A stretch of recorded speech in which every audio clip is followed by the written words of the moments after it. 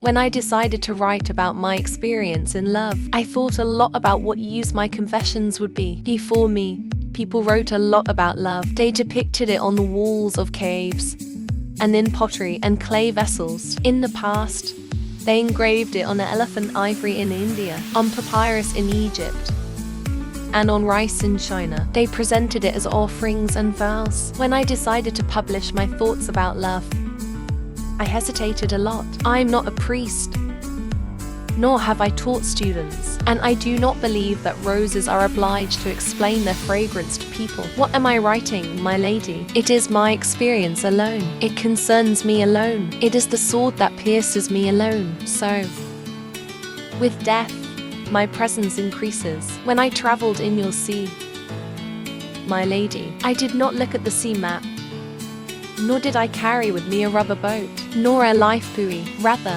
I advanced towards your fire like a Buddhist, and I chose my destiny. My pleasure was to write my address in chalk on the sun, and build bridges on your breasts. When I loved you, I noticed that the red cherries in our garden had become round embers, and that the fish afraid of the children's hooks come by the millions to cast their seeds on our shores, and that the cypress trees had grown taller, and that life had grown wider, and that God had finally returned to earth. When I loved you, I noticed that summer comes 10 times to us every year, and that wheat grows 10 times with us every day, and that the moon fleeing from our town came to rent a house and a bed, and that the sweat mixed with sugar and anise had been very pleasant to love. When I loved you, the laughter of children in the world became sweeter. The taste of bread became sweeter. The falling snow became sweeter. The meowing of black cats in the street became sweeter. The handshake on the sidewalks of Alhambra became sweeter. The small drawings we leave on the restaurant napkin became sweeter. Sipping black coffee, smoking, staying up late wiping on Saturday nights. The sand that remains on our bodies from the weekend, and the copper color on your back after the summer's departure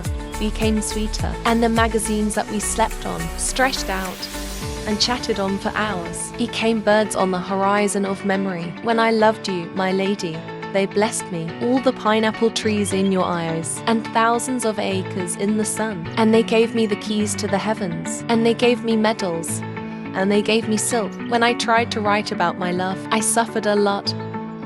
I am in the sea, and my feeling of the pressure of the water is not known except by those who have been lost in the depths of the oceans for ages. What shall I write about your love, my lady? All that my memory remembers is that I woke up in the morning to find myself a prince.